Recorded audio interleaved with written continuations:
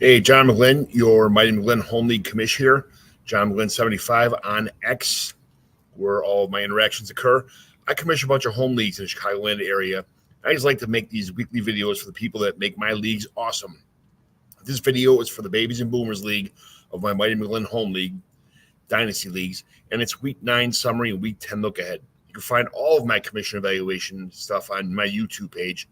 You can find my actual weekly year-round commissioner evaluation show right here on my YouTube page, and also on my commission evaluation podcast.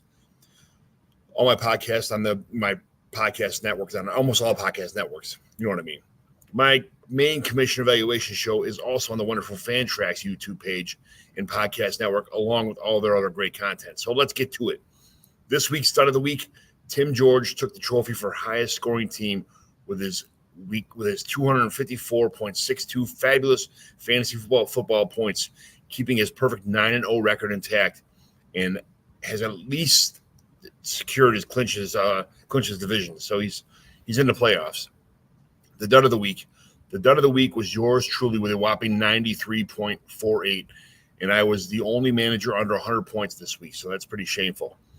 The game of the week result, Justin Taylor is now 3-6 Muhammad Bulldogs with the upset over Zach Pulowski's Schaumburg Sleuths 120.60 to 124.002 was by far the biggest game of the week.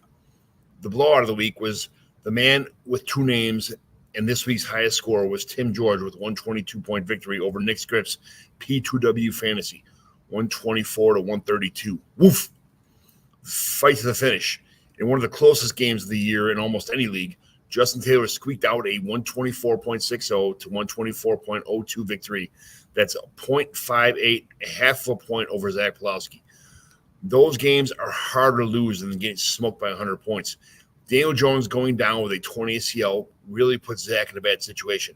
If Daniel Jones would have come off the field when he was supposed to, Zach would have won.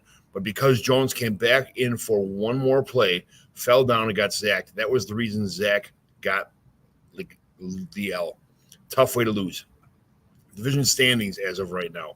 Tim George 9-0, Pat Fitz 2-6-1, John McGlynn 1-8, JT Walker's division, Hutch 5-4, JT Orange 3-6, P2W 2-6-1, Giordano's division, Nate Powell 7-1-1, Chris Joel Smith 4-5, Joe Herf 3-6.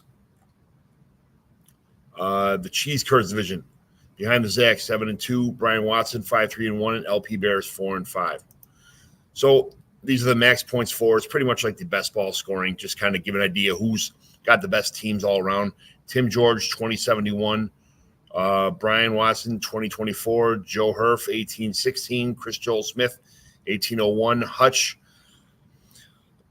Adam Hutchinson 1767, Zach Pulowski 1733, Lucas Perfetti 1718, Nate Powell 1616, Nick Scripps 1612, JT 1577, Pat 1506, and yours truly at 1314.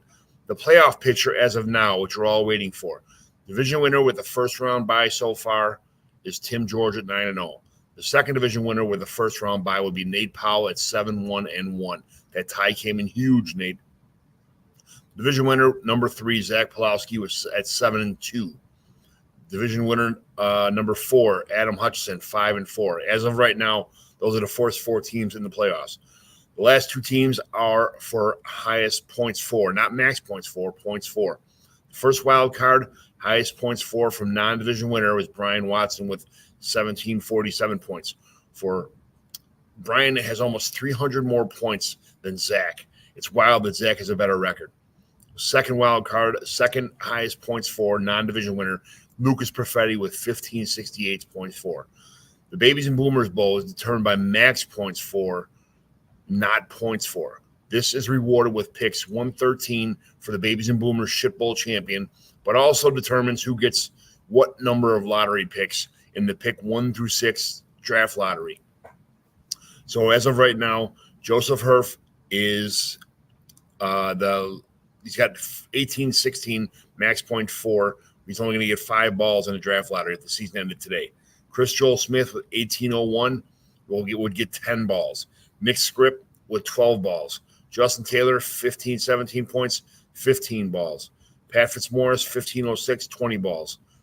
And myself, which would be Lucas, has my pick for the Patrick Mahomes trade.